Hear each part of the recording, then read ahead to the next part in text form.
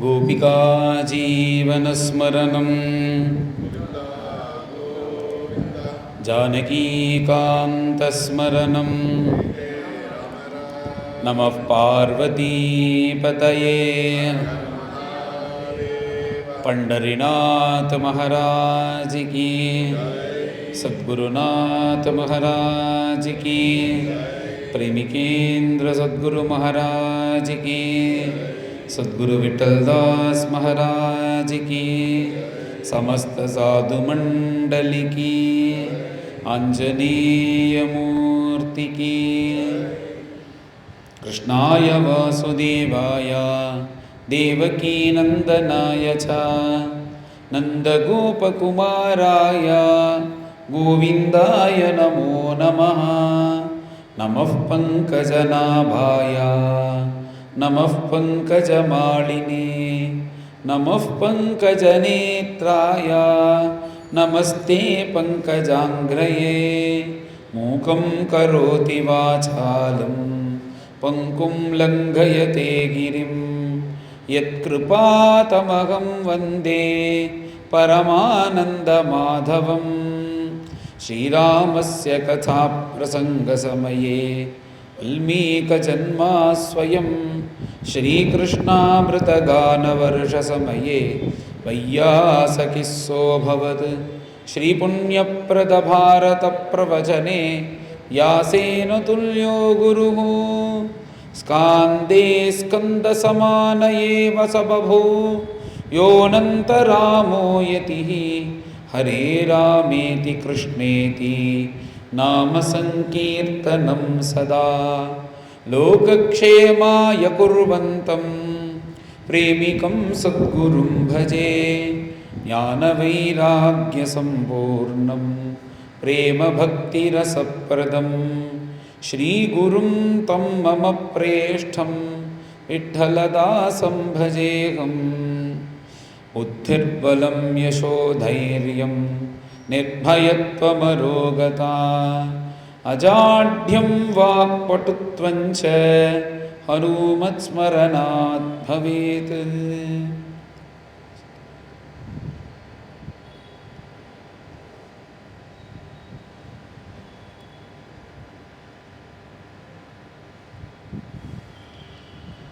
वंशी विभूषितकरात् नवनीरदाभात् पीताम्बरात् अरुणबिम्बफलाधरोष्ठात् पूर्णेन्दुसुन्दरमुखात् अरविन्दनेत्रात् कृष्णात् परं किमपि तत्त्वमहं न जाने।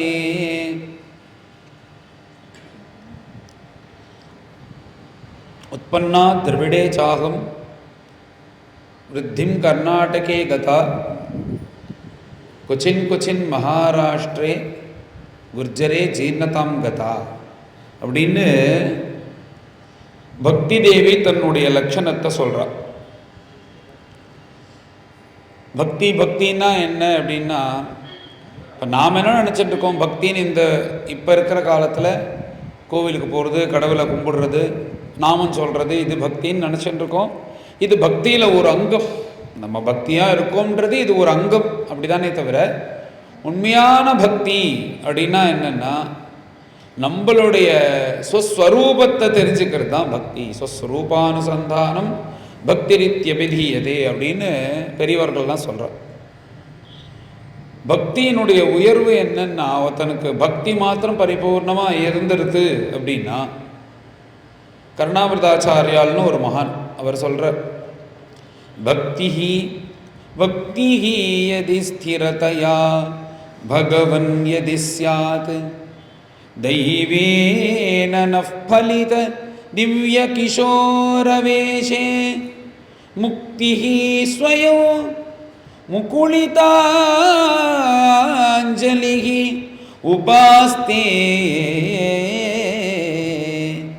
धर्मार्थगतयः समयः प्रतीक्षा भक्तिः त्वयि स्थिरतया भगवन् यदि स्यात्. प्रभो கருணாமதாச்சாரியால்னு ஒருத்தர், அவருக்கு லீலாசுகர் அப்படின்னு பேர். அவர் ஆந்திராவில் பிறந்து தெலுங்கர். அவருக்கு அவருக்கு ஆந்திராவில் பிறந்து வளர்ந்த மகானவர் அப்படியே கேரளாவுக்கு போய் அங்கே கொஞ்ச நாள் இருந்து திருவனந்தபுரம் பத்மநாப சுவாமியை தரிசனம் பண்ணிட்டு வரும்போது அவருக்கு கொஞ்சம் கொஞ்சமாக கண்ணு மங்கலாயிடுது. பிரபு எனக்கு எப்போ தரிசனம் கொடுப்ப அப்படின்ன உடனே, உனக்கு கண்டிப்பாக தரிசனம் உண்டு, பிருந்தாவனத்தில் கொடுக்குறேன் அப்படின்ன உடனே அவர் யாரையும் எதிர்பார்க்கல. அவருக்கு கண்ணும் ஒழுங்காக தெரியாது. ஆனாலும் பகவான் மேலே பக்தி வச்சுன்னு பகவானை நம்பி அப்படியே சஞ்சாரம் பண்ணிட்டே வர. இப்படி வந்துட்டே இருக்கும்போது பார்த்தா அவர் கண்ணு தெரியாது. சில சமயத்தில் சில பேர் உதவி பண்ணுறா, சில சமயத்தில் உதவி பண்ண மாட்டேங்கிறா. ஆனால் அவர் பிருந்தாவனத்தை நோக்கி தான் வந்துட்டு இருக்கார். ஏன்னா பிருந்தாவனத்துக்கு வா, உனக்கு தரிசனம் உண்டுன்னு பகவான் சொல்லிட்டார். பிருந்தாவனத்தை நோக்கி வந்துட்டு இருக்கார். இப்படி பிருந்தாவனம் கொஞ்சம் தூரம் தான் இருக்கு அப்படின் போது அவருக்கு ஆவல் தாங்கலை. உடனே என்ன பண்ணார்னா தனியாக கிளம்பிட்டாராம். கண்ணு தெரியாமல் எப்படி நடக்க முடியும் புது பாதையில்? அப்படி நடந்து வந்துட்டே இருக்கும்போது காட்டு பாதையில் வரும்போது ஒரு பெரிய குழி, அந்த குழி இருக்குன்னு அவருக்கு தெரியல. வந்துட்டே இருக்கும்போது பார்த்தா அதுல விழ போற சமயத்துல யாரோ ஒருத்தர் வந்து தடுத்து நிறுத்துறார்.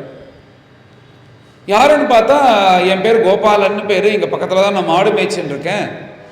எங்க அம்மா பேரு யசோதான்னு பேரு, எங்க அப்பா பேர் நந்தபாபான்னு பேரு. அதனால நான் திடீர்னு பார்த்தா நீங்க குழியில இறங்க போறேன், உழப்பு வந்தது, அதனால தடுத்துட்டேன். அப்படியே அப்பா ரொம்ப சந்தோஷம், எனக்கு கொஞ்சம் நல்ல பாதையில் அழிச்சுன்னு போயேன் அப்படின்னோடனே கொஞ்சம் தூரம் நல்ல பாதையில் கொண்டு விட்டுட்டு அந்த பையன் போயிட்டான். அதுக்கப்புறம் அவர் ஒரு இடத்துல ஆஸ்வாசம் பண்ணிட்டு உட்காந்துன்னு அப்பதான் யோசிக்கிறார், நாம வரும்போது எந்த மாடு சத்தமும் இல்லை, எந்த மனிதர்களும் வந்தது போல இல்லை, யார் நம்மளை காப்பாத்திருக்கணும்? இந்த காட்டில் இந்த சமயத்தில் நம்ம விழப்போறோம்னு தெரிஞ்சுட்டு யார் வந்து காப்பாத்திருக்கணும்? அப்போ கண்ணும் கண்ணீருமா ஜலம் வந்துடுத்து, பகவான் தான் வந்து காப்பாத்தினான்னு தெரிஞ்சிருது. தீர்மானமா யாராலையும் வர முடியாது. உடனே கருணாமிர்தாச்சாரியாளுக்கு அந்த கண்ணன் விட்டுட்டு போயிட்டான்ல, அவரை விட்டுட்டு அவன் அந்தர்தானம் ஆயிட்டான். உடனே அவர் கிருஷ்ணனை பார்த்து சொல்றாராம், நீ வந்து என்ன காப்பாத்திட்டு என்னை விட்டுட்டு போயிட்ட, என் கையை உதறிட்டு நீ போயிட்ட. நான் உன்னை எப்படியாவது பிடிச்சி உன்னை தரிசனம் பண்ணிடலாம்னு நினைக்கும் போது நீ என் கையை விட்டுட்டு போயிட்ட. எனக்கு எப்போ தரிசனம் கொடுக்குமோ அப்ப நீ கொடு, அது உன்னுடைய இஷ்டம். நீ என்னை காப்பாத்திட்டேன்னு எனக்கு தெரிஞ்சிருக்கு. அப்போ அவர் சொல்லும்போது அவருடைய ஸ்லோகத்தில் சொல்றார், நீ என் கையை விட்டுட்டு போயிட்ட, அது உன்னுடைய சாமர்த்தியம். என் நெஞ்சை விட்டுட்டு உன்னால போக முடியுமா? ஹஸ்தமுக்ஷிப்ய யாதோசி, அது என்ன பெரிய விஷயமான்னு கேட்கிறார். உனக்கு தைரியம் இருந்தா என் மனசுலேருந்து வெளியில போ. என் மனசுலேருந்து உன்னால வெளில போக முடியுமான்னா என்ன அர்த்தம்? நான் மனசுலேருந்து வெளில போக முடியுமா? என்ன ஆஞ்சநேய சுவாமி மாதிரி பொழந்து காமிச்சுன்னு வெளில வருதான்னா, என்னுடைய நினைப்புலேருந்து உன்னால போக முடியுமான்றதை நிற்பார். அப்படின்னா அவர் என்னன்னா அனவரதமும் கிருஷ்ணனையே நினைச்சிட்டு இருக்கார். அப்பேற்பட்ட மகான் அவர் இந்த பிருந்தாவனத்துக்கு வந்தார். கருணாமிர்தம் அப்படின்ற ஒரு அருமையான ஒரு கிரந்தத்தை பண்றார். நிறைய கிருஷ்ண லீலைகள் இருக்கு. இந்த நவநீத லீலம் போதெல்லாம் சொன்னேன், பீட்டே பீட்ட நிஷன்ன பாலகலேன்னு இந்த கதையெல்லாம் அதுலேருந்து வந்தது தான், கருணாமிர்தத்துலேருந்து வந்தது தான். நிறைய லீலைகள் எழுதியிருக்கார். கிருஷ்ணரை பற்றி அப்படி அனுபவிச்ச மகான். இந்த கிருஷ்ணருக்கு பார்த்தா நிறைய சில லீலைகள் இருக்கு அவர் சொன்னதுல. சின்ன பாலகிருஷ்ணனா அந்த கோகுலத்தில் நடந்த லீலை தான் நிறைய அவர் சொல்றார். அப்படி சொல்லும்போது கிருஷ்ணர் வந்து இந்த மாதிரி வெளியில போயிட்டு வந்தார். வெளியில போயிட்டு வந்தா அவருக்கு ஒரு 5-6 வயசு ஆனதுனால அவ வீட்டு வேண்டுதல் ஒன்று இருக்கு, மொட்டை அடிக்கணும்னு. உடனே அவ அப்பா அம்மா அழிச்சு போய் மொட்டை அழிச்சுன்னு வந்துட்டான் கிருஷ்ணனை. மொட்டை அடிச்சதுதான் அடிச்சு வெளியே போக மாட்டேங்கிற. என்னடான்னா எனக்கு வெக்கமா இருக்கு மொட்டை அடிச்சுட்டு வெளில போறதுக்கு. எங்க பக்கத்துல இருக்கிற இந்த பெண்ணெல்லாம் பார்த்து சிரிக்கிறா. என்ன எப்ப பார்த்தாலும் நான் தான் அவளை வம்புழுத்துட்டு இருப்பேன், இப்ப இதா சாக்குன்னு என்ன வம்புழுக்கிறா அவ, நான் வெளியில போக மாட்டேன் அப்படின்னு வீட்லயே உட்காந்துருக்கார் கிருஷ்ணர். உடனே யசோதம்மா சொல்றாளாம், நீ வந்து ஒழுங்கா பால் குடிச்சிட்டேன்னா உன் முடி சீக்கிரம் வளர்ந்துடும், நீ வெளில போயிடலாம் அப்படின்னு. அப்படியாமா அப்படின்னு சொல்லிட்டு நல்ல பாலை காய்ச்சி யசோதம்மா கொடுத்தா. இப்படிதானே ஆசை முட்டி தானே குழந்தைகளுக்கு எல்லாம் கொடுப்பா. இப்படி பாலை குடிச்ச உடனே கண்ணாடி முன்னாடி போய் இப்படி முடிய தொட்டு பார்த்துக்கிறான், எவ்வளவு தூரம் வளர்ந்துருக்கு அப்படின்னு ஒரு லீலை. இன்னொன்று, இந்த மாதிரி ஏகப்பட்ட லீலைகள் இருக்கு. இது எல்லாத்தையும் அவர் அனுபவிச்சு எழுதுறார். உடனே வந்து கிருஷ்ணன் இப்போ கார்த்தாலேருந்து ஏதாவது சாப்பிட்டுட்டே இருக்கான், குடிச்சுட்டே இருக்கான், வயத்துக்கு ஒத்துக்குமோ சின்ன குழந்தைக்கு. உடனே அம்மா கிட்ட வந்து, அம்மா திரும்ப பால் வேணும் அப்படின்னு கேட்டானா. ஏண்டா இப்போதானடா பால் குடிச்சுட்டே இருந்தா வயத்துக்கு ஒத்துக்காதரா அப்படின்னா. சரி எப்போ குடிக்கணும் அப்படின்னா, இனிமே ராத்திரி ஆனதுக்கு அப்புறம் தான் குடிக்கலாம் அப்படின்னா. அப்படியாம்மா ராத்திரின்னா என்ன அப்படின்னு தெரியாத மாதிரி கேட்குறான். நம்ம ராத்திரினா என்னன்னு பார்த்துருந்தோம். ராத்திரினா என்னன்னா, ராத்திரினா என்னடா ராத்திரி தான், இல்லை ராத்திரி எப்படி இருக்குன்னா இருட்டா இருக்கும்னா. இருட்டா இருந்தா ராத்திரியா அப்படின்னா, ஆமா இருட்டா இருந்தா ராத்திரினா. உடனே என்ன பண்ணா, கண்ணை இருக்க மூடின்ட்டான். கண்ணை இருக்க மூடிட்டு இருட்டி போயிடுத்து, எனக்கு ராத்திரி வந்தது பால் கொடு அப்படின்னா. இந்த மாதிரி நிறைய லீலைகள் அனுபவிச்சு கிருஷ்ணனை அனுபவிச்சு எழுதுறார். அங்க பிருந்தாவனத்துல தான் அந்த கிருஷ்ணர் சாட்சாத்காரம் கொடுக்கிறார். அந்த மகான் அவருடைய அதிஷ்டானம் சமாதி இன்னைக்கும் பிருந்தாவனத்தில் இருக்கு. பில்வமங்கல சுவாமிகள்னு பேர் அவருக்கு. லீலாசுகர்னு சொல்லுவோம். நிறைய எழுதியிருக்கார். பக்தியை பற்றி பெருமையாக பேசியிருக்கார் நிறையா. அதில் சொல்லும்போது, ஒருத்தனுக்கு பக்தி மாத்திரம் இருந்ததுன்னா இந்த உலகத்தில் 4 விஷயங்கள், சதுர்வித புருஷார்த்தம்னு பேர். தர்மம், அர்த்தம், காமம், மோட்சம். இது 4ம் இருந்துருத்துன்னா அவன் பரிபூர்ணனா ஆயிடுறான். தர்மம் இருக்கணும் எல்லாருக்கும். தர்மம்னா என்னன்னா, 4 பேருக்கு பணம் போடுறது தர்மம் கிடையாது, அது தர்மத்தில் ஒரு பாகம் தான். தர்மம்னா என்னன்னா, அவரவர்கள் செய்ய வேண்டிய கடமை அது சரியா செய்யணும். அதுக்கப்புறம் என்னன்னா, பணம் இல்லாம வாழ முடியுமோ? பணம் ரொம்ப முக்கியமான இருக்கு. தர்மம், அர்த்தம். அடுத்தது என்னன்னா, ஆசை பூர்த்தி பண்ணக்கூடிய விஷயம். தர்மம், அர்த்தம், காமம், கடைசியா மோட்சம். இதுக்கு சதுர்வித புருஷார்த்தம் அப்படின்னு பேரு. இதுல என்னன்னா, ஒன்னு இருந்தா ஒன்னு இருக்காது. தர்மம் இருந்ததுன்னா அர்த்தம் இருக்காது, காமம் இருக்காது. ஏன்னா தர்மத்தை செய்யும் போது உன்னுடைய பணத்தை செலவு பண்ணணும், ஆசையை விடணும். அர்த்தம் இருந்ததுன்னா தர்மம் காமம் 2ம் போயிடும். ஆசையும் நல்லா தீர்த்துக்க முடியாது, பணத்தை சேர்த்து வைக்கிறேன்னு சொல்லிட்டு நல்ல சாப்பாடையும் சாப்பிட மாட்டோம், தர்மத்தையும் பண்ண மாட்டோம். காமம்னு ஒன்று, ஆசையை தீர்த்தணுன்றதுக்காக தர்மத்தையும் விட்டுருவோம், பணத்தையும் செலவு பண்ணுவோம், ஆசையை தீர்த்துட்டே இருப்போம். அதனால ஒன்று இருந்தால் ஒன்று, இந்த 3 இருக்காது. அதனால எல்லாத்தையும் பேலன்ஸ் பண்ணி கொண்டு போகணும். கடைசியா என்னன்னா மோட்சம். இது சதுர்வித புருஷார்த்தம் அப்படின்னு பெரியவர்கள்லாம் சொல்றாங்க. இது உலகத்துல பெரிய விஷயம். இது எல்லாத்தையும் விட கடைசியா ஒன்று இருக்கே, தர்மம், அர்த்தம், காமம், மோட்சம்னு ஒன்று சொல்றமே, அந்த மோட்சம் தான் இருக்கிறதுலே பெருசு. அந்த மோட்சம் தான் இந்த உலகத்துல நாம பிறந்து கடைசியா பகவானோட 2.5 கலக்கிறதுக்கு ஒரு லைசன்ஸ் மாதிரி நம்ம போய் சேர்றோம். அப்படின்னா என்னன்னா மோட்சம், முக்தின்னு பேர் அதுக்கு. முக்தினா என்னன்னா பகவானோட 2.5 கலக்கிறதுக்கு முக்தின்னு பேரு. அதுக்கு ஞானம் வந்தாதான் பகவானோட போய் சேர முடியும். அப்பேற்பட்ட பக்தியை நம்ம அடையணும்னா, முக்தியை அடையணும்னா நிறைய விதமான மார்க்கங்கள் இருக்கு.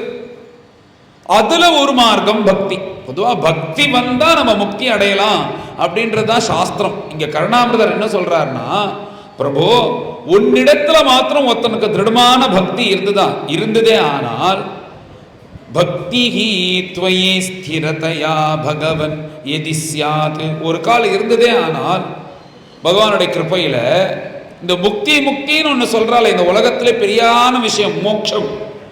அது என்ன பண்ணும்னா, இந்த மகான் வந்து கிருஷ்ணர்கிட்ட உட்காந்துன்னு பக்தி பண்ணிட்டே இருக்காரு, இவரை போய் நாம அடைவோம்னு ஆசைப்பட்டு உட்காந்துருக்குமா. இப்போ ஒரு பெரிய யாரோ ஒரு ஆஃபீஸர் இருக்காருன்னா அப்பாயின்மெண்ட் கொடுப்பாரான்னு வெளில உட்காந்துட்டு எப்படி ஒரு சாதாரணமானவன் உட்காண்டிருப்பானோ, அதே போல உலகத்துல உயர்ந்தது அசாத்தியமா இருக்கக்கூடிய மோட்சம், முக்தி ஆனது எனக்கு இவர் அப்பாயின்மெண்ட் கொடுக்கணும்னு உட்காந்துருக்குமா கிருஷ்ண பக்தி பண்றவர்களுக்கு. இந்த முக்திக்கே இந்த கத்தின்னா பாக்கி தர்மார்த்த காமம், தர்மம் அர்த்தம் காமம் என்ன பண்றது, சதுர்வித புருஷா இந்த 3 என்ன பண்றதுன்னா, அது வந்து இவர் ஃப்ரீயா இருக்காரா இவர் ஃப்ரீயா இருக்காரான்னு பார்த்துன்னு காத்துன்னு இருக்கான். முக்தி போனதுக்கு அப்புறம் நம்மளுக்கு இடம் இருந்தா போகும் அப்படின்ற மாதிரி இப்படி சொல்றது. பக்தி பக்தி பக்தின்றது பெரிய விஷயம். பரீட்சித் மகாராஜாக்கு சுகாச்சாரியால் கலந்து சொல்லும்போது, உங்க குடும்பத்துக்கு பகவான் என்னடாண்டா பண்ணல, ராஜன் பதிஹி.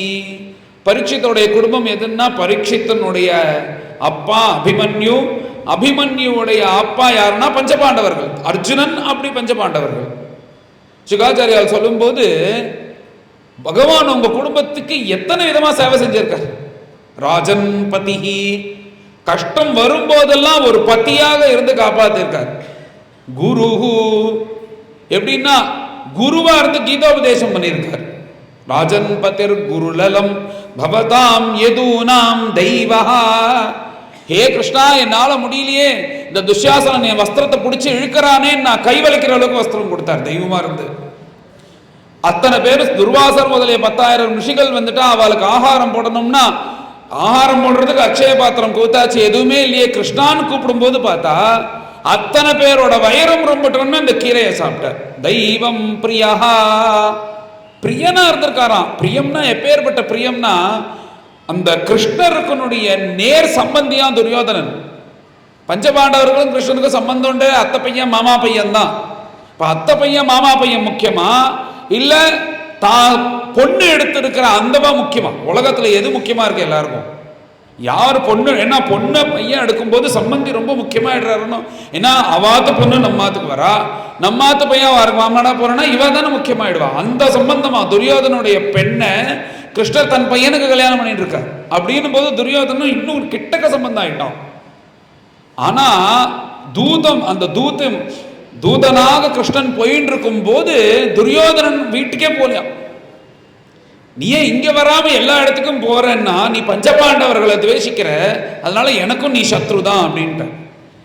தனக்கு கிட்டக்க சொந்தத்துல இருக்கிற துரியோதனனை பார்க்கல, பஞ்சபாண்டவர்கள் தான் முக்கியம் அவருக்கு. தெய்வம் பிரியா குலபதிஹி. குலபதினா என்னன்னா எல்லாருக்கும் ஒரு குலபத்தின்னு ஒருத்தர் இருப்பான். யாருன்னா ஏதாவது ஒரு நல்லது கெட்டது வீட்டில் வேணும்னா அவர்கிட்ட போய் கேட்கறதுன்னு பேரு. என் பையன் காலேஜில் சேர்க்கலாமான்னா சேரு, இந்த மாதிரி அவர் சொன்னா நடக்கும் அப்படின்ற ஒரு எண்ணம். பஞ்சபாண்டவர்கள் எந்த விஷயமே கிருஷ்ணர்கிட்ட சொன்னாம பண்ணவே மாட்டான். எதுவா இருந்தாலும் அவன்கிட்ட சொல்லிட்டு தான் பண்ணுவான். கஷ்டம்னு வந்துருத்துன்னா கிருஷ்ணான்னு தான் கூப்பிடுவா. எதுவா இருந்தாலும் சரி. இந்த மாதிரி இருந்தாலும் தெய்வம் பிரியா குலபதிஹி கொச்ச கிங்கரோவஹா. சில சமயத்துல பார்த்தா வேலைக்காரனா இருந்திருக்காருன்னா எப்பன்னா அர்ஜுனனே சொல்லி அழறான், ஏமாந்து போயிட்டனே பகவான் வைகுண்டம் போனதுக்கு அப்புறம். ஏதோ எல்லாம் என் சாமர்த்தியத்தினால நான் பண்ணிட்டேன்னு நினைச்சேன், இன்னைக்கு என்னால எதுவுமே பண்ண முடியல. நீ வைகுண்டம் போனதுக்கு அப்புறம் நான் ஏமாந்து போயிட்டேன்னு சொல்லும் போது என்னென்னலாம் பண்ணியிருக்காரு கிருஷ்ணன் சொல்லி கதறான். திரௌபதி எல்லாருக்கும் பரமாற ஆரம்பிச்சிருவாளாம். கிருஷ்ணரும் உட்காந்துருவாராம், எனக்கும் பசிக்கிறதுன்னு சாப்பிட்றேன்னு. உடனே அர்ஜுனன் சொல்றான், நீ என்ன வீட்டுக்கு வந்த அதித்தியா, நீ வரவா எல்லாரையும் முதல்ல கவனிக்க வேண்டாமா? அதனால நீ திரௌபதியை கூட பரமாறிட்டு அடுத்த பந்தியில உட்காரு அப்படின்னு. கிருஷ்ணர் பரமாறுவார் எல்லாருக்கும். இப்படி இன்னொன்னு என்னன்னா, அர்ஜுனன் இப்படி களைப்பா யுத்தம் பண்ணிட்டு வரும்போது கிருஷ்ணர் மடியில காலை நீட்டி, கிருஷ்ணா என் கால் வலிக்கிறது கொஞ்சம் புடின்னு உட்காந்து கிருஷ்ணர் அர்ஜுனனுடைய காலை பிடிச்சிட்டு இருப்பாராம். இந்த மாதிரி கிங்கரோவஹா. கிங்கரன்னா என்னன்னா, கிருஷ்ணர் எப்பேற்பட்டவர், எப்பேற்பட்ட பராக்கிரமசாலின்னு இன்னும் 2-3 பேரை சம்ஹாரம் பண்ணும்போது தெரியும். நமக்கு சாமர்த்தியமோ நம்மளுக்கு தைரியமோ இருக்கும் போது, நம்மளுடைய ஸ்டேட்டஸ் இருக்கும் போது நம்ம சின்ன காரியம்லாம் பண்ணவே மாட்டோம். பெரிய பணக்காரனா ஒருத்தர் இருக்கான்னா அவனை கூப்பிட்டு வண்டி ஓட்டின்பா, டிரைவர் வேலை பாருன்னா பாப்பானா? கிருஷ்ணர் எப்பேற்பட்டவர், டிரைவர் வேலை பார்க்கிறாராம். யாரு? அர்ஜுனனுக்காக சாரத்தியம் பண்ற. அது மாத்திரமானா டிரைவர் வேலை பார்க்கும்போது நான் இதை வேலை வெறும் நான் வண்டி ஒண்டி தான் ஓட்டுவேன், நான் அதை கிளீன் பண்ண மாட்டேன், இதை துடைக்க மாட்டேன், இதுக்கு ஆள் வைக்கணும்னா அவன் முட்டாள்னு அர்த்தம். ஒன்னு இறங்கிட்டோம்னா முழுக்க பண்ணணும். கிருஷ்ணன் இப்ப சாரத்தியா தானே இருக்கார், வண்டி ஓட்டுநரா தானே இருக்கார். ஓட்டுநருக்கு என்ன தர்மமோ அந்த குதிரையெல்லாம் குளிப்பாட்டணும், அப்புறம் குதிரையை தொடச்சி விடணும், கிளீன் பண்ணணும், அந்த ரதத்தெல்லாம் சுத்தம் பண்ணணும். இத்தனையும் கிருஷ்ணரே பண்றாரோ. ஏன்னா தான் ஓட்டுறதா இருக்கிறதுனால. அதுதான் ஸ்லோகமா சொல்றார், நகனியமித கண்டூன் பாண்டவ ஸ்யந்தனாஸ்வானு. அந்த குதிரைகள்லாம் குளிப்பாட்டும் போது அதுக்கு அரிக்குமா உடம்புல. இப்ப நம்மளுக்கு எங்க அரிக்கிறதுன்னு சொரண இருக்கிற நம்மளுக்கு கொண்டிதான் தெரியும். எழுத்தாப்புலவத்தவருக்கு அரிக்கிறது நான் பாட்டுக்கு எங்கேயா தலையில சொரிஞ்சேன்னா எரியறதையா சொரியாதுன்னு தானே சொல்லுவோம். ஏன்னா அவனுக்கு எங்க அரிக்கிறதுன்னு நம்மளுக்கு தெரியாது. ஆனா பகவானுக்கு தெரியுமா அந்த குதிரைக்கு எங்க அரிக்கிறதுன்னு. அதுக்கு என்ன பண்ணுவார்னா ஜலத்தை விட்டு எங்க அரிக்கிறதோ அழகா சொரிஞ்சு கொடுப்பாராம் அந்த அவருடைய நகத்தை வச்சு. அப்படியே ஆனந்தமா பார்க்குமா அது கிருஷ்ணரை. இப்படி ஏன்னா அவன் மேல ஒரு இது, அவன் கொஞ்சம் வெள்ளை தான் அவனுக்கு ரொம்ப பிடிக்கும் அர்ஜுனனுக்கு. இந்த ரதத்துல ஓட்டும் போது வெள்ளை குதிரையை வச்சுன்னா சண்டை போடுவான். 4 வெள்ளை குதிரை தான். ஏன்னா சாதாரணமா இருந்தாலே அழுக்குப்படும், அதுவும் வெள்ளைன்றது பார்த்தா ஒண்ணு வந்தா அப்படியே டபக்குன்னு குடிச்சுட்டுரும் அழுக்க. அதனால நித்தியபடி அதுக்கு ஸ்நானம் பண்ணி கொச்ச கிங்கரோவஹா இப்படிலாம் பண்ணினா பகவான் எதை வேணாலும் கொடுப்பான் உங்களுக்காக. பகவான் எதை வேணாலும் கொடுப்பான், என்ன வேணாலும் பண்ணுவான். அப்பேற்பட்ட உங்களுக்கு இந்த உலகத்துல பெருசு எதுன்னா நச்ச புனராவர்த்ததே நச்ச புனராவர்த்ததே யதோவாசோ நிவர்த்தந்தே அப்ராப்யமனசா சஹா அப்படின்னு வேதத்துல உபனிஷத்திலே சொல்றது.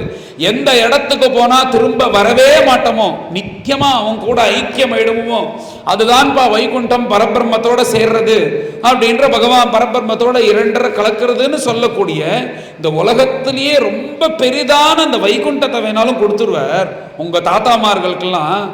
ஆனா பக்தி அவரால் கொடுக்க முடியாதுப்பா அப்படின்ற.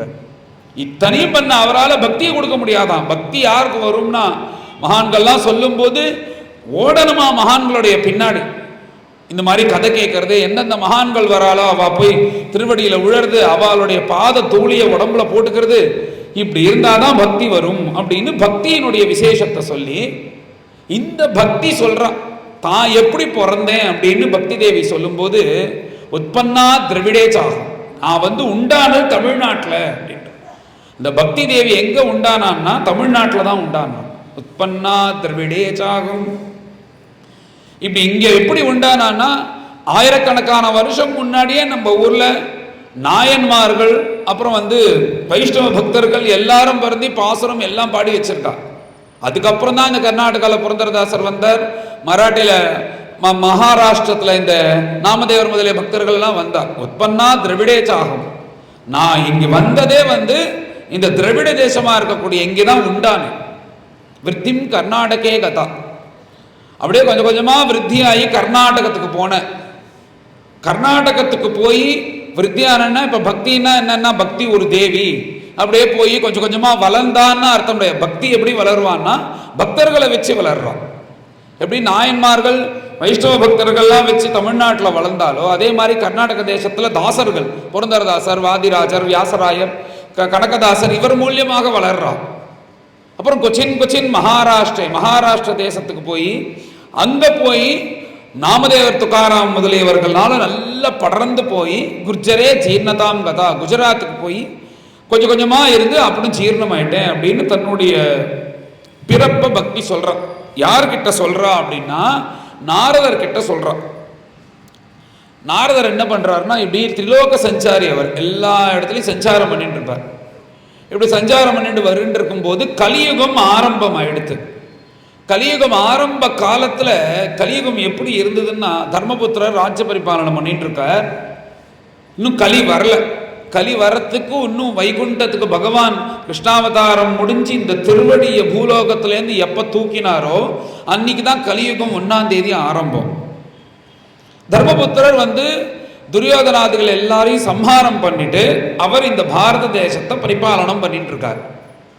பண்ணிட்டு இருக்கும் போது அந்த கலியுகம் வரப்போறது, பகவான் கிளம்ப போறார். ஒரு வாரத்துக்கு முன்னாடி பார்த்தா ஒரு பெரிய ஒரு சர்ச்சை அங்கங்க தீரலன்னு நேராக ராஜா கிட்டே வந்துட்டான். என்ன சர்ச்சைன்னா ஒருத்தன் 2 பேர் சர்ச்சைன்னா 2 பேரும் 2 தரப்பு இருப்பா, அவ பேசுவா. ஒருத்தன் சொல்றான், நான் நிலத்தை என்னுடைய நிலத்தை ஒரு வாரம் முன்னாடியே அவருக்கு வித்துட்டேன். அந்த நிலத்துல தோண்டி பார்த்தா நிறைய மேல மேல ஒரு புதையல் மாதிரி இருக்கு, நிறைய தங்கம்லாம் வருது. இவைகள்லாம் எனக்கு சொந்தம் இல்லை, இதுக்கு முன்னாடி வச்சிட்டு இருந்தவர் அவர் தான். ஏதோ அவர்கள் முன்னோர்கள்லாம் வச்சிருக்கா போல இருக்கு, இது அவருடைய சொந்தம் அப்படின்னு ஏற்கனவே வாங்கிட்டான் பாருங்க. அவன் சொல்றான். இப்படி இருந்தா நாம என்ன பண்ணுவோம், இதெல்லாம் என்னோடது, எங்க தாத்தா வச்சது, நேற்றுக்கு தான் நீ வாங்கிட்டு இருக்க, உன்னோட தைடாதுன்னு தான் நம்ம சொல்லுவோம் இப்ப இருக்கிற காலகட்டத்தில். அவன் என்ன சொல்றான்னா இது இவர்களா தான் இருக்கும், அவரோட எடுத்துக்கணும்னா ரொம்ப சந்தோஷம்ப்பா கொடு அப்படின்னு எடுத்துன்னு போயிடுவான்.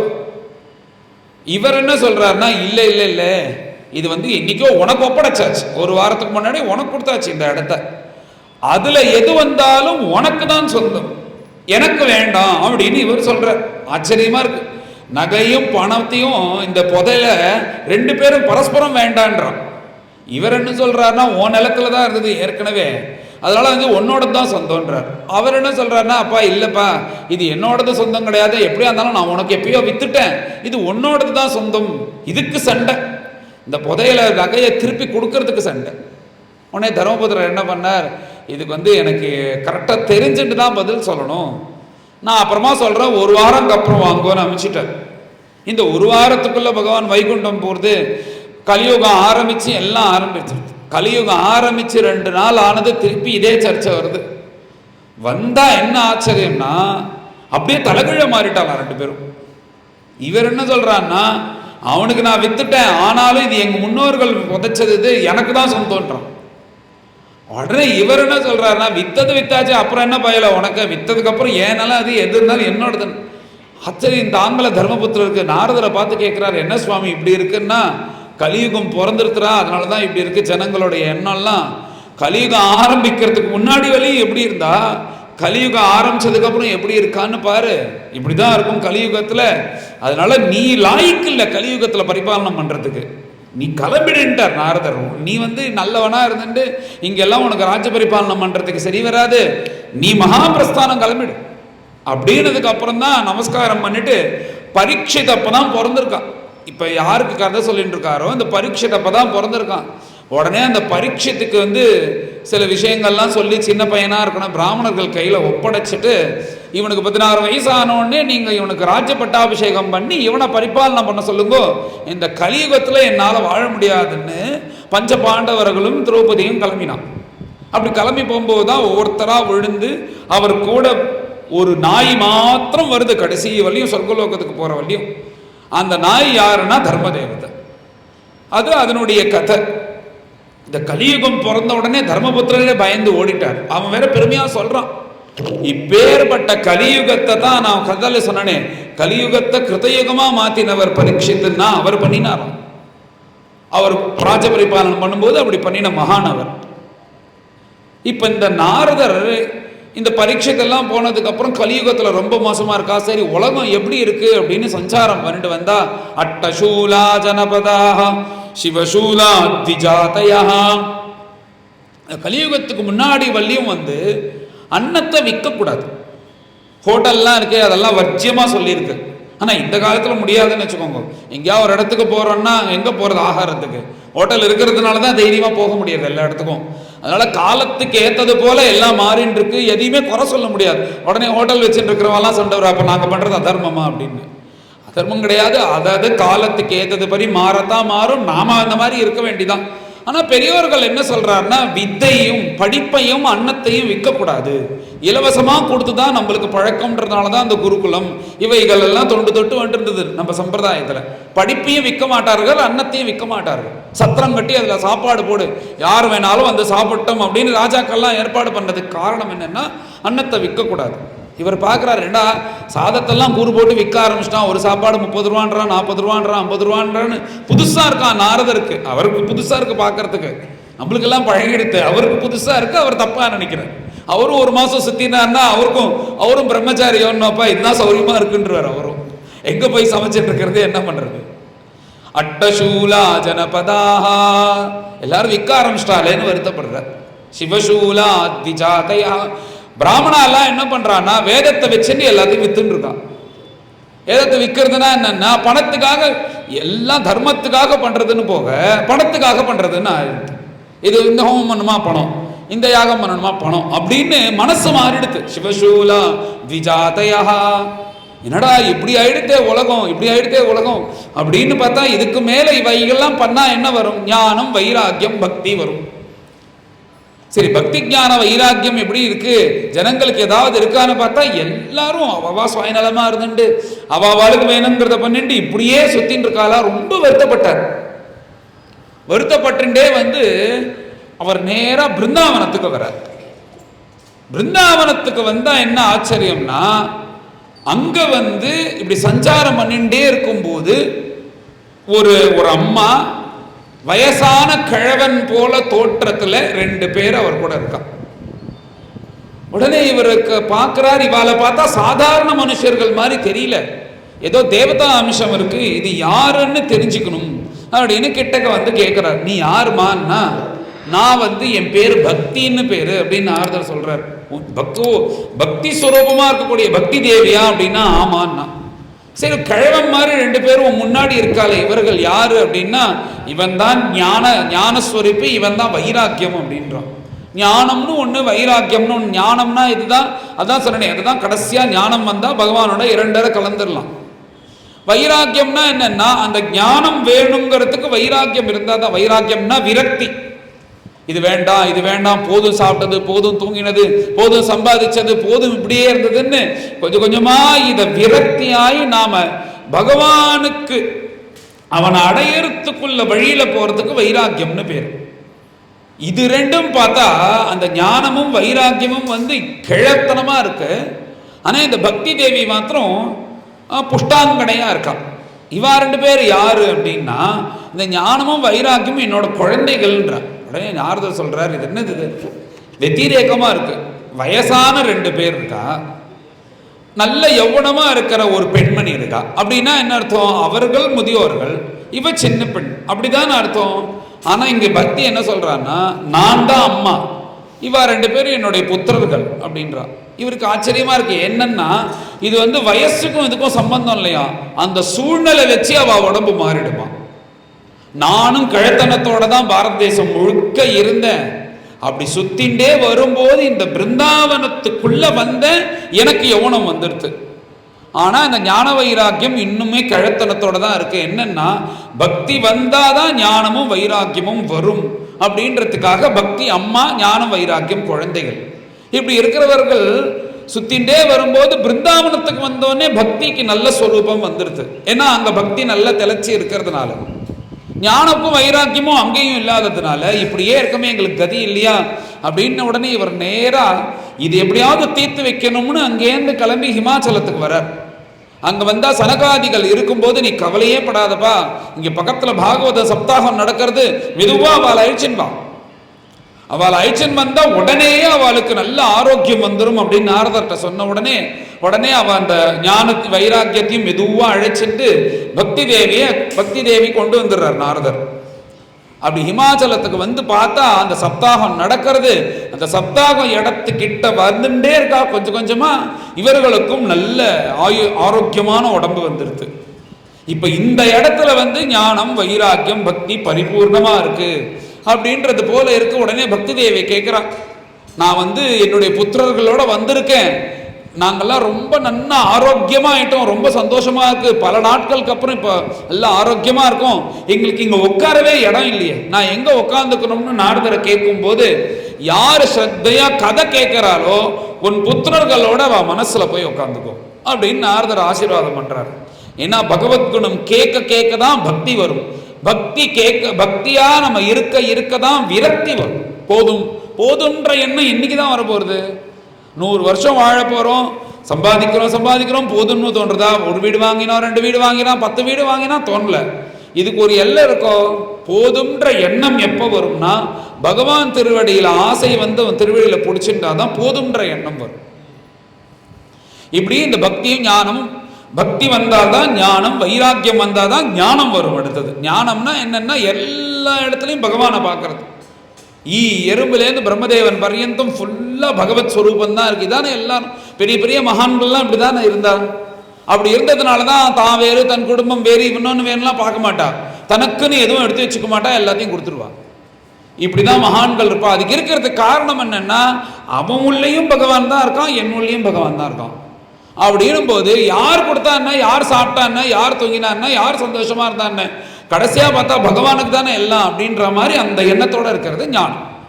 இப்படி வரும்ன்ற மாதிரி இந்த ஸ்ரீமத் பாகவதத்தினுடைய பெருமை. சப்தாகம் நடந்தா அங்க பக்தி ஞான வைராக்கியம் பரிபூர்ணமாயிடும் அப்படின்றது சொல்றது. அதே மாதிரி இந்த பகவத்குணத்தினுடைய மகிமை அதுதானே சொல்லிட்டே வர, கிருஷ்ண சரித்திரத்தை விஸ்தாரமா சொல்லிட்டு வர்ற. நேற்றைய பரியந்தம் எப்படி அந்த முச்சுகுந்த சக்கரவர்த்திக்கு அனுகிரகம் பண்ணி துவாரக பட்டணத்துல பகவான் சந்தோஷமாக இருந்தார் அப்படின்றது தான் நேத்தியோட கதையை முடிச்சோம். அப்படி துவாரகையில இருந்துருக்கும் போது பகவான் ருக்மிண்யாதி அஷ்ட மகிஷிகளை கல்யாணம் பண்ணிக்கிறார். இது கல்யாணமாக இருக்கிறதுனால இந்த கதையை நம்ம நாளைக்கு வச்சுக்கலாம். இந்த ருக்மிணி கல்யாணம், அஷ்டமகிஷி எப்படி கல்யாணம் பண்ணிட்டாருன்னா அதோட பூர்த்தி பண்ணிக்கிறதுக்கு நம்ம சௌரியமாக இருக்கும். அதுக்கும் மேலே துவாரகையில் நிறையா லீலைகள் நடக்கிறது. பொதுவாக இந்த துவாரகையில் நடக்கிற லீலைகள்லாம் சாதாரணமாக எல்லாரும் கதை சொல்லும்போது சொல்கிறதுக்கு சமயம் இருக்காது எல்லாருக்கும். அதனால் அதை அடுத்து ருக்மிணி கல்யாணத்தோட பிரவச்சனத்தை முடிச்சுட்டுருவா. அதனால் அந்த கல்யாணத்தோட மங்களகரமாக முடியறதுன்னு. ஆனால் பாகவதம் பார்த்தேன்னா இன்னும் ஒரு ரெண்டு ஸ்கந்தம் பாக்கி இருக்குது பின்னாடி. கடைசியாக பரீட்சத்து வைகுண்டம் போகிற வரியந்தும் அந்த பாகவதமானது இருக்குது. அதுக்கப்புறம் என்னென்னா துவாரகையில் என்னென்ன நடந்தது, எந்தெந்த அசுரர்கள்லாம் வந்தான், எப்படிலாம் சண்டை போட்டான்றது அந்த கதையெல்லாம் சுகாச்சாரியால் சொல்கிறார். நம்மளுக்கு கிருஷ்ணர் கல்யாணம் பண்ணிட்டாருன்னு தானே தெரிகிறது. கிருஷ்ணருக்கு எத்தனை குழந்தைகள், கிருஷ்ணனுடைய பசங்க யாரு, அவளுடைய புத்திரர்கள் யாரு, அவளுக்கெல்லாம் எப்படி கல்யாணம் ஆனது, அவெல்லாம் எப்படி துவாரகையில் இருந்தா, அவர்களுக்கு என்னென்ன கஷ்டம்லாம் வந்ததுலாம் சொல்கிறார் பாகவதத்தில். இப்படி இருந்தும் போது ருக்மிணியை பகவான் கல்யாணம் பண்ணிட்டார். ருக்மிணிக்கும் கிருஷ்ணனுக்கும் பிறந்தவன் பிரத்யும்னன்னு பேரு. அந்த பிரத்யும்னனுக்கு அனிருத்தன்னு ஒருத்தன் பிறகுறான். இப்போ சில முக்கியமான சரித்திரத்தை நம்ம சொல்லிட்டு போலாம் இருக்கிற அவகாசத்தில். அந்த பிரத்யும்னனுக்கு பிறந்தவன் அனிருத்தன். அந்த அனிருத்தன் யாருன்னா கிருஷ்ணனுடைய பேரன். அவன் ரொம்ப அழகனா இருப்பான். ஏன்னா பிரத்யும்னன்னு இவனுக்கு ருக்மிணியோட பையனுக்கு பேரு. பகவானுக்கும் மகாலட்சுமிக்கும் வைகுண்டவாசியா இருக்கக்கூடிய மகாவிஷ்ணுக்கும் மகாலட்சுமிக்கும் பிறந்தவன் தான் மன்மதன். மன்மதன் தானே உலகத்தை ஆட்டி படைக்கிறான். அந்த மன்மதன் அவனை ஜெயிக்காதவா யாரும் கிடையாது. அவனை நேற்று ஜெயிச்சான்னு நேற்று கூட கதையில சொன்னேன்.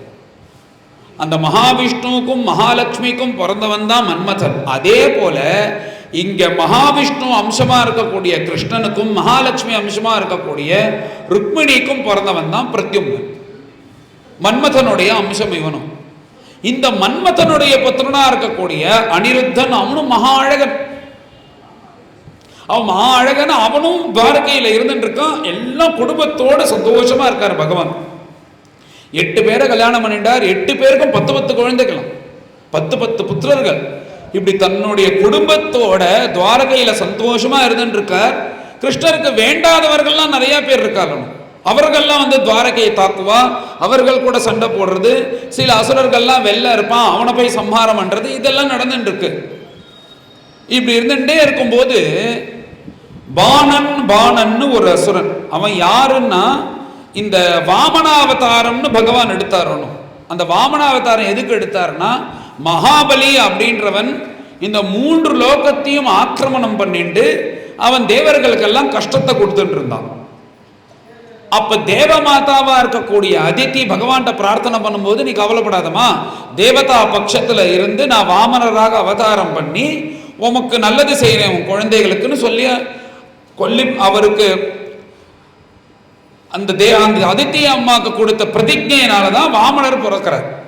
அந்த வாமனர் பிறந்து என்ன பண்ணார், மகாபலியினுடைய தர்ப்பத்தை அடக்கினார். தர்ப்பம்னா கோபம், அகம்பாவம். அவன் என்ன சொன்னான்னா வாமனரை பார்த்து லோகானாம் ஏகமீஸ்வரம்னா 3 லோகத்துக்கு நான் தான் அதிபதி, என்ன மிஞ்சினும் எதுவும் கிடையாது, எதை வேணாலும் கேளு தரேன் அப்படின்னா.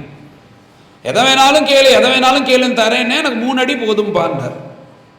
3 அடி அசடு பிராமணனாக இருக்கிறேன். எப்படி நான் ஊரையே எழுதி வைக்கலான்னு நினச்சா இப்படி 3 அடி கேட்குறேன். 3 அடி வச்சுன்னு என்ன பண்ண முடியும்? அவன் என்ன நினச்சிட்டான், அவர் பிரம்மச்சாரி, சின்னவர், அவர் காலாலும் அவர் 3 அடின்னு 12 36 இன்ச்சை கேட்குறாருன்னு நினச்சிட்டு இருக்கான்.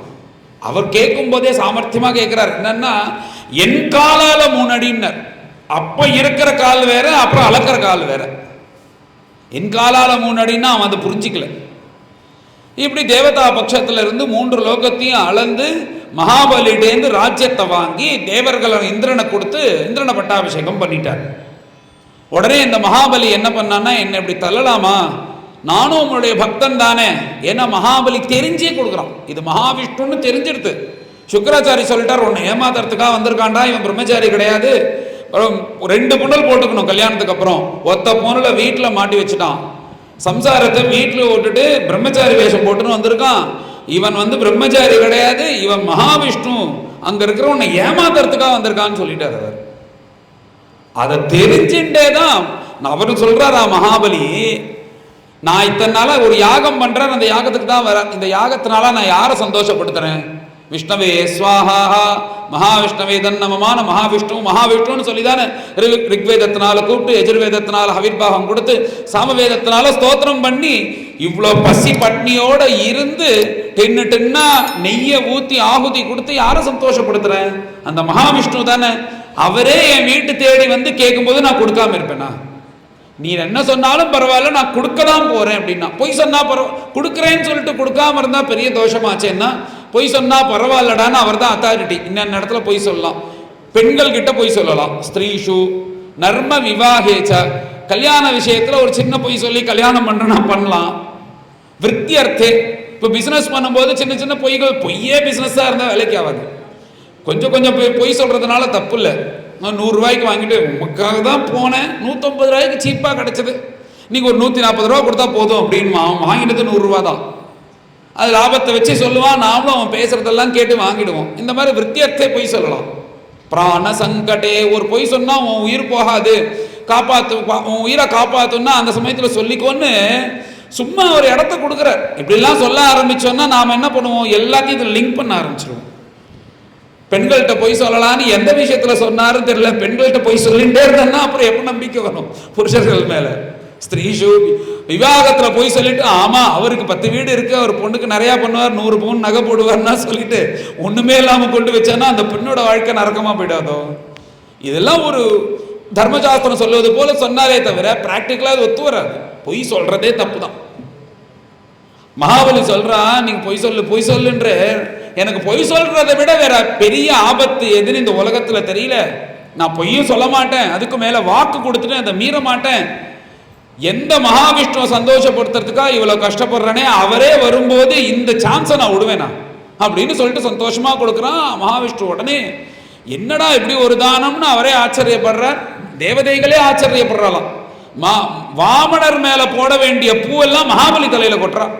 தெரிஞ்சே ஒருத்தன் தானம் பண்ணுவானா? நான் பண்ண மாட்டேன், இந்திரன் தீர்மானம் பண்ணிட்டான், எனக்கு தெரிஞ்சு நான் இதை பண்ண மாட்டேன், இப்படி பண்ணியிருக்கானேன்னு சந்தோஷம். அப்பேற்பட்ட மகாபலிக்கு ஒரு பையன், அவன் பேர் பாணன்னு பேரு.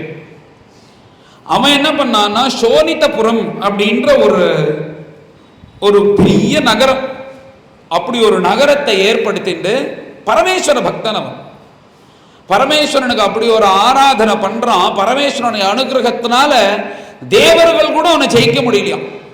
அப்படி ஒரு பராக்கிரமசாலியா இருந்து எல்லா தேவர்களும் ஜெயிக்க முடியல அப்படின்னா, அப்படி ஒரு பராக்கிரமசாலியா இருந்து கொண்டு சந்தோஷமா தன் குடும்பத்தோட இருக்கான். அப்பப்போ தேவர்களை போய் தாக்குறது, சண்டை போடுறது, அது இருக்கதான் இருக்கும் அசுரர்களுக்கும் தேவர்களுக்கும். இப்படி இருந்துட்டே இருக்கும்போது இவன் நிமித்தமாக கிருஷ்ணருக்கும் பரமேஸ்வரனுக்கும் சண்டை வருது, சிவனுக்கும் மகாவிஷ்ணுவுக்கும் சண்டை அப்படின்னு பரீட்சித்துட்டு சொன்ன உடனே, இது என்னது இது, மகாவிஷ்ணுவும் சிவனுமே சண்டை போட்டிருக்காளா, எனக்கு இந்த கதையை சொல்லணும் அப்படின்னு உடனே இந்த கதையை ஆரம்பிக்கிறார். இந்த பாணன் ஒத்தன், அவன் சாட்சாத் பரமேஸ்வரன் பக்தன். பரமேஸ்வரனுடைய அனுகிரகத்தினால அவனுக்கு என்னன்னா 1000 கைகளும், 1000 கைகள்லாம் பார்த்துக்கோங்க, 1000 கைகளை வச்சுட்டு சண்டை போடுறான். யாராவது சண்டை போட வந்தான்னா 500 அம்பு கையில, வில்லம்பு கையில் வச்சுட்டு இருப்பான். அப்படி அஸ்திரத்தை விட்டானா என்ன பண்ண முடியும் அவனால? அவன் இன்னொன்று எடுக்கிறதுக்குள்ள இவன் சமாப்தி பண்ணிடுவான். அப்படி ஒரு பராக்கிரமசாலியா இருக்கான். அதுக்கும் மேல பரமேஸ்வரன் கிட்ட தபஸ் பண்ணி பரமேஸ்வர பக்தனா இருக்கிறதுனால அவருக்கு ஆசுதோஷின்னு பேரு. ஏன் இந்த அசத்தெல்லாம் பரமேஸ்வரனையே போய் ஆடுறா, வேற யாரும் போய் இது பண்ண மாட்டேங்கிறா. சில பேர் தான் எக்ஸம்ஷன். இந்த ராவணன், ஹிரண்யகசிபுலாம் பிரம்மதேவன்கிட்ட போனா நீங்க நிறைய பார்த்தீங்கன்னா பரமேஸ்வரன்ட்ட தான் வருவா யாரா இருந்தாலும். ஏன்னா அவர் ஆசுதோஷின்னு பேர். யாரா தபஸ் பண்ணி தன்னை குறிச்சு படுறான்னா அவருக்கு தலைகால் புரியாதான், அவனுக்கு எதை வேணாலும் கொடுத்துருவார். பாவம் தபஸ் பண்ணியிருக்கான், கொடுத்துருவோமேன்னு சீக்கிரம் வரக்கூடியவர் பரமேஸ்வரன். க்ஷிப்ர பிரசாதின்னு பேர் அவருக்கு, ஆசுதோஷி. அப்படி இருக்கிற பரமேஸ்வரன் இந்த பக்தன் மேல வச்ச ஆசையினால இந்த அவன் பட்டணத்துக்குள்ள யாரும் வரக்கூடாதுன்னு அவரே காவல் காக்கிறாராம், செக்யூரிட்டியா. பரமேஸ்வரன் காவல் காத்தானா யாராவது உள்ள வர முடியுமா? அப்படி ஒரு காவல். 1000 கைகள் வச்சுருக்கான். அந்த 1000 கைகள் வச்சுன்னு என்ன பண்ணுவான்னா, பரமேஸ்வரன் சாயந்தரம் வேலையில தானே அந்த ருத்ர கணங்கள் எல்லாரையும் சேர்ந்துட்டு சிவதாண்டவம் ஆடுவார் கைலாசத்துல. அந்த சமயத்துல 1000 கைகளையும் வச்சுட்டு வாத்தியத்தை வச்சுட்டு அதுல வாசிப்பானாம். அவர் அங்க ஆடுவார், இங்க வாசிப்பான். அப்படியே பிரம்மலோகம் தேவலோகம் எல்லாம் கலந்து வந்து பார்த்துட்டு இருக்குமா. இப்படி ஒரு கைங்கரியம் பரமேஸ்வரனுக்கு பண்ணிட்டு இருக்கான், சிவபக்தனா உள்ளவன். இப்படி பண்ணிட்டே இருக்கும்போது அவனுக்கு விறுவிறுங்கிறது சண்டை போடணும்னு அவன் என்ன நினைக்கிறான்னா, என்னுடைய அந்த பராக்கிரமம் வீரமானது இப்படி வாத்தியம் வாச்சுட்டே வீணா போறதே, வேற ஏதாவது பெருசா பண்ணணும், யாரையாவது இம்சை பண்ணிட்டே இருக்கணும்னு நினைக்கிறான். அதான் சொல்றேன், ஒரு கெட்டவனுக்கு ஒரு பதவி கொடுத்தோம்னா அவன் என்ன பண்ணுவான், லஞ்சம் வாங்கிட்டு எது வாங்கிட்டு ஏதாவது தப்பு தப்பா பண்ணிட்டு இருப்பானோ. கிட்டத்தட்ட அந்த மாதிரி இவன் பண்ண ஆரம்பிச்சிட்டான். உடனே பரமேஸ்வரனுக்கே கோபம் வந்துடுது. உடனே எதுக்கு நீ இந்த மாதிரி தப்பெல்லாம் பண்ணிட்டு இருக்க அப்படின்னு உடனே எனக்கு விறுவிறுன்னு இருக்க, சண்டை போடணும்னு யாரும் சண்டைக்கு வரமாட்டேங்கிறா. நான் சண்டைக்கு போனாலே பயந்துட்டு எழுதி கொடுத்துட்றா எனக்கு. ஐயோ அவரை கூட சண்டை போட முடியாது, இந்த பணம் தானே வச்சுக்கோ, வாழை விட்டா போதுன்னு கிளம்பிடுறான். எனக்கும் 1000 கை வச்சுன்னு சண்டை போடுறது நான் யாரு கூட போடுறது அப்படின்னா. சண்டை போட்டா உம கூட போடலாம், நீ என்னோட நாதனா ஆயிட்டு உம கூட சண்டை போட முடியாது, அவங்க கூட எப்படி சண்டை போடுவோம், உங்களுக்கு சதிருஷமா யாராவது இருந்தாருன்னா சொல்லுங்க, அவர் கூட நான் சண்டை போடணும் அப்படின்னா. இதெல்லாம் இவன் தப்பு தண்டாவா பார்த்த உடனே பரமேஸ்வரனுக்கு கோபம் வந்துடுது. நீ உங்க குடும்பமே இந்த திமிருனால தான் வீணா போக போறது, உங்க அப்பாவும் இதே மாதிரி தான் பண்ணினா, நான் தான் உலகத்துக்கு ஈஸ்வரன்னா மகாவிஷ்ணு வந்து அடக்கினார். அதே மாதிரி நீ இந்த திமிரா இருக்கும்போது உனக்குன்னு ராஜ்ய சின்னம் ஒரு கொடி பறக்கிறது அவனோடது, அவனுடைய இது இந்த பானன்னு பேரை போட்டு ஒரு பெரிய கொடி பறக்கிறது. அது ஒரு நாளைக்கு அருந்து கீழே விழும். அன்னைக்கு தெரிஞ்சுக்கோ, உனக்கும் எனக்கும் சமமானவன் உன் கூட வந்து சண்டை போடுவான் அப்படின்னு நீ தெரிஞ்சுக்கோன்னு சொல்லி அனுப்பிச்சிட்டார். அவர் அந்த காலத்துக்காக காத்துட்டு இருக்கானா, வரணும் சண்டை போடணும், நீ காத்துட்டே இருக்கான். பரமேஸ்வரன் சாபம் கொடுத்தாரு. அந்த பானனுக்கு ஒரு பெண், அவருக்கு உஷான்னு பேர் அவளுக்கு. அவ இப்படி தூங்கிட்டே இருக்கா. அவ ஒரு அந்தப்புறத்துல இருக்கா. அந்த அந்தப்புறத்துக்குள்ள யாராலையும் போக முடியாது, எந்த புருஷர்களும் அலோ கிடையாது, யாரும் உள்ள போக முடியாது, யாரும் பார்க்க முடியாது, சில பெண்கள் ஒண்டிதான் போலாம். அப்படி ஒரு வெளியில கட்டுக்காவலா இருக்கக்கூடிய அந்தப்புறம். இவ மகா அழகி உஷன்றவர். அவ என்ன பண்றான்னா, தினமும் சாப்பிட்றது தூங்குறது இப்படி அந்த நகரத்திலே இருந்துட்டு இருக்கிறது, அந்த அரண்மனைக்குள்ளேயே இருந்துட்டு இருக்கிறது இருக்கா. தினமும் ராத்திரி சொப்னத்துல யாரோ ஒருத்தன் வரும், வந்து அவன் கூட பூமியை முழுக்க சுத்துறது, சந்திரமண்டலத்துக்கு போறது, இப்படி சந்தோஷமா இருக்கிறதுன்றது அவளுக்கு சொப்னத்துல வந்துட்டே இருக்கு. எழுந்து பார்த்தா அது உண்மை இல்லை. உடனே அந்த புருஷனை நினைச்சுட்டே வருத்தப்பட்டு கன்னத்துல கை வச்சுன்னு உட்காந்துருக்கா. உட்காந்துட்டே இருக்கும்போது அந்த பானனுடைய மந்திரி குமாரி, அவருக்கு சித்திரலேகா அப்படின்னு பேரு. அவ அங்கேருந்து வர வந்த உடனே, என்ன எஜமானி அம்மா இப்படி வந்து வருத்தமாவே இருக்கேல, கொஞ்ச நாளா பார்த்துட்டு இருக்கேன், மனசுல ஏதோ இருக்கே, என்ன சொல்லுங்க. இவளுக்கு கொஞ்சம் சாமர்த்தியம் எல்லாம் உண்டு, அதனால அதை வச்சு நான் ஏதாவது உங்களுக்கு சகாயம் பண்றேன், உங்களுக்கு உதவி பண்றேன், நீங்க எனக்கு சொல்லுங்க, உங்களுக்கு என்ன மனசுல வருத்தம் அப்படின்னு. உடனே இல்ல, நான் எனக்கு வந்து கிட்டத்தட்ட ஒரு மாசமா ஒருத்தன் கனவுல வரான். அந்த கனவுல வந்தவன் வந்து அப்படி அதி சுந்தரனாக இருக்கான். அவன் கூட நான் வந்து கனவுல சௌக்கியமா வாழ்ந்துட்டு இருக்கேன். கார்த்தால எழுந்து பார்த்தா அது பொய்யா இருக்கு.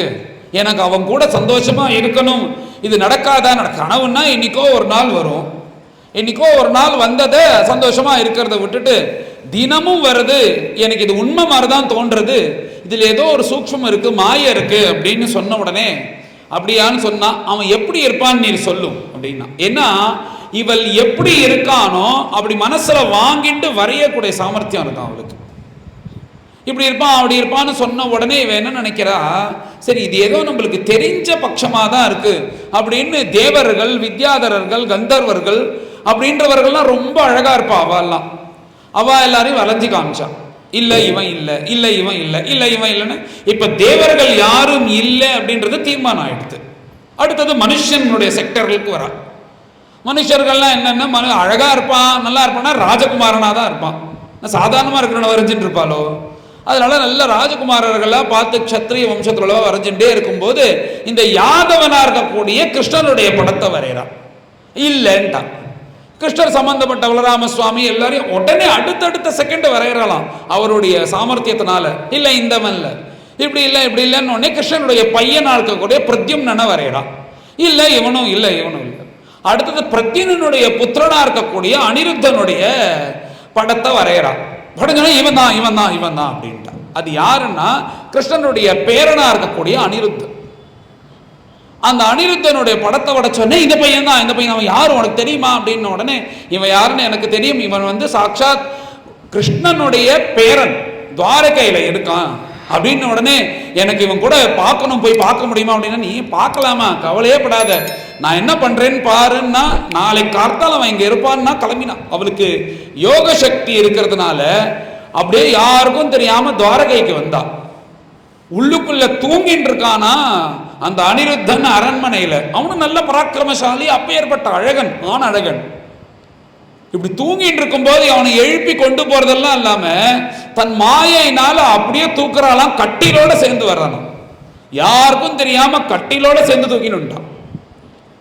அவரும் நன்மை தூங்கிட்டு இருக்கார் அனிருத்தன். கார்த்தால எழுந்து பார்த்தா இந்த சோரித்தபுரத்துல இந்த உஷையினோட அந்தப்புறத்துல இருக்கான் அனிருத்தன். கண்ணை திறந்து பார்த்தா எங்கடா இது துவாரகை மாதிரியே இல்லைன்னா, அங்கேருந்து உஷா வர உடனே நான் உங்களை கல்யாணம் பண்ணிக்கணும்னு விரும்புறேன் அப்படின்னு உடனே அவருக்கும் அந்த சன்னிவேஷம் பிடிச்சிருந்தது. அப்படியே கொஞ்ச நாள் பேசுறார், பழகிறார், இப்படியே இருக்கார். சரியாக பார்த்தா இந்த மழை காலம் வந்துருத்தான். அப்போ மழை காலம் வந்த உடனே அனிருத்தன் எங்க ஆளை காணோம். அப்பெல்லாம் இந்த காலத்துக்கு மாதிரி சொல்லிக்காம எங்கேயாவது போயிடுவா போல இருக்கு அந்த காலத்திலயும். அப்புறமா அவன் தோணும் போது வருவான் போல இருக்கு, அதனால விட்டுட்டா. சரி எங்கேயோ போயிருக்கான், அவன் பாட்டுக்கு தோணும் போது வருவான்னு நினைச்சிட்டு போனா 1 மாசம் ஆச்சு, 2 மாசம் ஆச்சு, 4 மாசம் ஆச்சு, காணமேன்னு கவலை வந்துருது. இப்போ கிருஷ்ணர் முதலியவர்கள் எல்லாருக்கும் துவாரகையில இப்படி 4 மாசம் ஆயிடுத்து. அவன் அந்த புறத்துல சௌக்கியமா அந்த விஷயோட இருக்கான். இப்படி இருந்துட்டே இருக்கும்போது 4 மாசமா யார் கண்ணையும் படாம பாத்துக்கிறாளாம் அந்த விஷயம். அந்த காவலாளிகள் கண்ணிலெல்லாம் ஒரு நாளைக்கு ஒரு பட்டன் அவன் உள்ள போக கூடாது. அந்த அந்தப்புறத்துக்கு வெளியிலேருந்தே பார்த்தா அந்த பால்கனியில ஒரு புருஷன் உட்கார்ந்து இருக்கிறது போல இருக்கு. பயந்து போயிட்டான். ஏன்னா இந்த மாதிரி யாராவது இருந்தான்னா அவன் தலையை வெட்டிடுவான் பாணன். எந்த ஆண்களும் உள்ள போக கூடாது அங்க. உடனே பார்த்தா யாரோ ஒருத்தர் இருக்கான்னு எல்லாம் விசாரிச்சா யாரோ ஒரு பையன் இருந்துட்டு இருக்கான் இங்கன்னு தெரிஞ்சிருது. நேரா போனா பயந்துட்டே என்ன எங்க மேல தப்பு இல்லை, என்ன ஒன்றும் பண்ணிடாதீங்க, ஆனா இங்க ஒருத்தர் இருக்கா, நீங்க யாருன்னு வந்து பார்க்கணும் அப்படின்னு உடனே பாணன் அங்கேருந்து கோபமா வரான். அந்த அந்தபூர்வத்தை வந்து பார்த்தா அனிருத்தன் உட்காந்துருக்கான், சொக்கட்டான் ஆடின்னு இருக்கான் இந்த உஷையை கூட உட்காந்துட்டு. இவருக்கு மகா கோபம், யார் ராணி எங்கேந்திரா வந்த பய அப்படின்னு சண்டை போடுறதுக்காக போறான். அவன் சைன்யத்தையும் அனுப்புறான். இவருக்கும் நல்ல யுத்தம் பண்ண தெரியுமோன்னு அந்த சைன்யத்தை முழுக்க அடிச்சிட்டார் அனிருத்தன் சண்டை போட்டு. அப்புறம் தான் விசாரிக்கிறவன் யாரு அப்படின்னு, கிருஷ்ணனுடைய புத்திரன், கிருஷ்ணனுடைய பேரன், கிருஷ்ணனுடைய பையன் பிரத்யனோட பையன் அப்படின்ன உடனே அப்படியான ஆச்சரியப்பட்ட. ஆனாலும் உனக்கு தாங்கல, இந்த பயலை எப்படியாவது எந்த அப்பா பொண்ணு இருப்பின பையனை கல்யாணம் பண்ணி கொடுக்க மாட்டாரோ, இவனை பண்ணக்கூடாது, நான் பார்க்குற பையனை தான் அதை கல்யாணம் பண்ணிக்கணும் அப்படின்னு அவன் முடிவு பண்றான். இப்படி இந்த இருக்கும்போது சண்டை இங்க நடந்துட்டே இருக்கு, மாத்தி மாத்தி சண்டை. ஆனா அனிருத்தனும் ஒண்ணுமே பண்ண முடியல. அப்படி ஒரு யுத்தம் நடக்கிறது. உடனே நாரதர் பார்த்தார், இது போற போக்கு சரியில்லை, கிருஷ்ணர்கிட்ட சொல்லிடும்ன்றதுக்காக நேரா அவர் கிளம்பி வந்து, உங்க பேரன் அங்க இருக்கான் அனிருத்தன், அந்த பாணன் கூட சண்டை போட்டு இருக்கான், நீரும் போய் பாருங்க, எப்படியாவது காப்பாற்றணும்னு. உடனே அப்படியே அவனை தான் பார்க்கணும்னு நினைச்சிட்டு இருக்கோம்.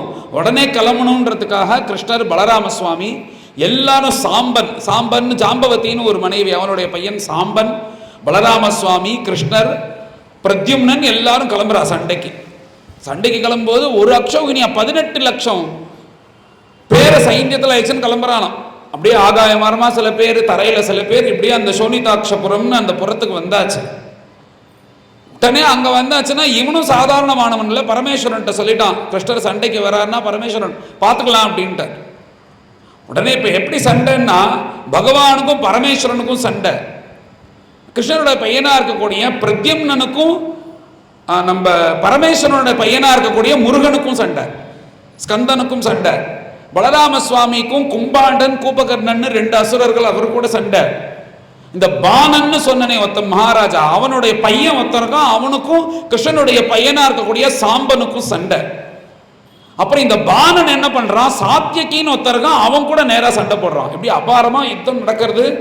இப்படி எல்லாம் போயிட்டு வரான். பாணன் அபாரமா யுத்தம் பண்றான், 1000 கரங்களால யுத்தம் பண்றான். தாங்க முடியல அந்த யாதவர்கள் எல்லாம்.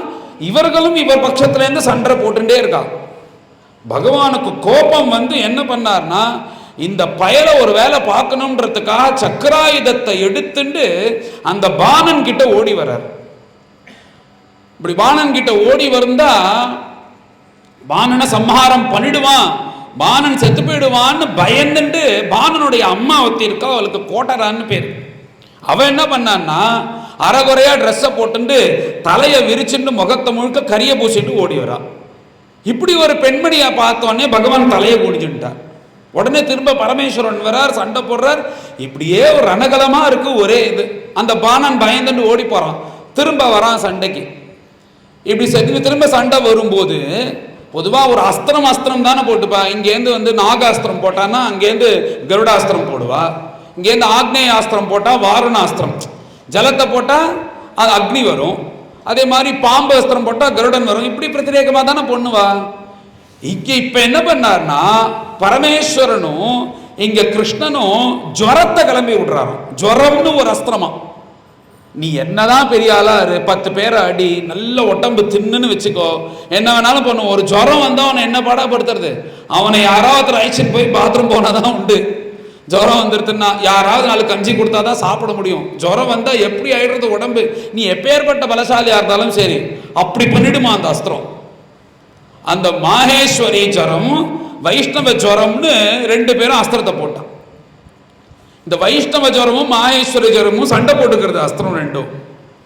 இந்த மாகேஸ்வரன் இந்த பரமேஸ்வரனுடைய ஜுரம் இருக்குல்ல, அது எப்படியோ சமாளிச்சு கிருஷ்ணன் கிட்ட வந்துருது. கிருஷ்ணன் கிட்ட வந்த உடனே கிருஷ்ணரை வந்து பிடிக்கலான்னு வரும்போது கிருஷ்ணர் ஒரு பார்வை பார்த்தார், பயப்பட ஆரம்பிச்சிருது. உடனே அது சொல்றது, நான் உங்களை தாக்கலான்னு நீங்க நினைச்சிட்டு இருக்கல, அதெல்லாம் இல்லை, உங்களை பார்த்துட்டு போலாம் தான் வந்தேன் அப்படின்னு மாத்திடுது. இப்போ அவன் அடிக்கலான்னு போயிட்டு கிட்டக்க போனா அவன் வந்து நல்ல ஹைட்டா இருந்து இப்படி வந்து நின்றுட்டு இருந்தானா, நல்லா தின்னுன்னு இவன் நினைச்சுட்டு சொல்லுவான்ல, நாங்களை அடிக்கிறதுக்கெல்லாம் வரல, உங்கள்கிட்ட பேசிட்டு போறதுக்காக வந்தேன்னு. அந்த மாதிரி கிருஷ்ணர்கிட்ட போனோடனே பயந்துருது அந்த ஜுரம். பயந்து அப்புறம் கிருஷ்ணர், உங்களை போய் அதான் பண்ண முடியும், நீங்க எப்பேற்பட்டவர், சர்வேஸ்வரர், உங்களை வந்து தாக்க முடியுமா? ஏதோ போட்டான், அவர் போட்டு விட்டார், என்னுடைய எஜமான் போட்டுட்டு நான் கிளம்பலன்னா எனக்கு அப்புறம் நல்லா இருக்காது, ஏதோ வந்தேன், என்னை விட்டுடுங்கோ அப்படின்னு பகவானை ஸ்தோத்திரம் பண்ணது அந்த ஜுரம்.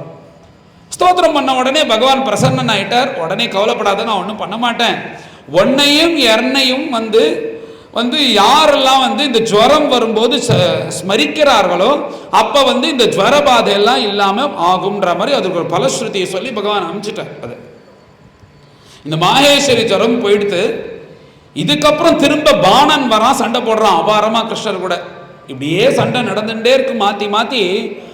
ஒரு காலகட்டத்துக்கு அப்புறம் கிருஷ்ணர் பார்த்தா இது சரி வராதுன்னு தன் சக்கராயுதத்தை எடுத்தார். அவனுடைய 1000 கரங்கள்ல 996 கரத்தையும் வெட்டிட்டார். 4 கை தான் பாக்கி இருக்கு. இனிமே கொண்டு இவனை சம்ஹாரம் பண்ணிடுவார் அப்படின்னு உடனே பரமேஸ்வரனுக்கு கவலை வந்துருது. தன் பக்தனை காப்ப வேண்டிய பொறுப்பு அவருக்கு வந்துருது இல்ல. அவர் வந்து மகாவிஷ்ணுவாக கிருஷ்ணனை ஸ்தோத்திரம் பண்றார் பரமேஸ்வரன். இப்படி ஸ்தோத்திரம் பண்ண, நீங்க இப்படி பண்ணலாமா, என்னுடைய பக்தன் நீங்க தான் அவனை மன்னிச்சு காப்பாற்றணும் அப்படின்னு சொன்ன உடனே அப்பையும் பகவான் வந்து ஸ்தோத்திரத்தெல்லாம் கேட்டுட்டு அவரும் தன்னுடைய கோபத்தை சமனம் பண்ணிட்டு உடனே வந்து, எதுக்கு இத்தனை சண்டை? ஒண்ணுமே இல்லை, இந்த உஷான்னு ஒத்தி இருந்தா அவ ஆசைப்பட்டாலும் அவ அப்பாட்ட சொல்லி நேரா போய் கிருஷ்ணர்கிட்ட போய் பேசி கல்யாணம் பண்ணியிருந்தான்னா இந்த சண்டையே தேவையில்லை. தேவையே இல்லாம இந்த சித்திரலேகா அவர் அங்கேருந்து தூக்கின்னு வந்து இங்க 4 மாசம் வச்சு இத்தனை ரகலை பண்ணதுனாலதான் இத்தனை சண்டை. உடனே 4 கையோட பாணன் வந்து தோத்து போய் இப்படி நின்றுட்டு இருக்கான் ரண பூமியில. பரமேஸ்வரன் ஸ்தோத்திரம் பண்ண உடனே கிருஷ்ணர் பிரசன்னமா ஆயிட்டார். பிரசன்னமாயி நான் ஒன்றும் பண்ணல அப்படின்னு உடனே அப்புறம் தான் பரமேஸ்வரன் ஞாபகப்படுத்துறாராம், இவரை நீர் கொல்லக்கூடாது அப்படின்னு. ஏன்னா பகவான் ஒரு பிரதிஜை பண்ணியிருக்கார் பிரகலாத சுவாமி. ஏன்னா இந்த பாணனுடைய அப்பா மகாபலி, மகாபலியோட அப்பா விரோச்சனன், விரோச்சனுடைய அப்பா பிரகலாத சுவாமி. அந்த பிரகலாத சுவாமிக்கு பகவான் ஒரு பிரதிஜை பண்ணி கொடுத்திருக்கார், ஒரு சத்தியம் பண்ணி கொடுத்திருக்கார். என்னன்னா, உன் வம்சத்துல வரவா யாரையும் நான் என் கையால வதம் பண்ண மாட்டேன் அப்படின்னு அவரா கொடுத்த சத்தியம் அது. ஏன்னா பிரகலாத சுவாமி தாவாங்கட்டையை பிடிச்சி ஏதாவது வரன் கேள்றா, ஏதாவது வரன் கேள்றா, ஏதாவது வரன் கேள்றான்னா அவர் எனக்கு எதுவுமே தேவையில்லையே பிரபு அப்படின்ற. இங்க ஏதாவது கேள்றா, நான் வந்ததுக்கு அப்புறம் நீ ஒன்னும் வாங்கிக்கலன்னா எனக்கு தான்டா வீக்கு.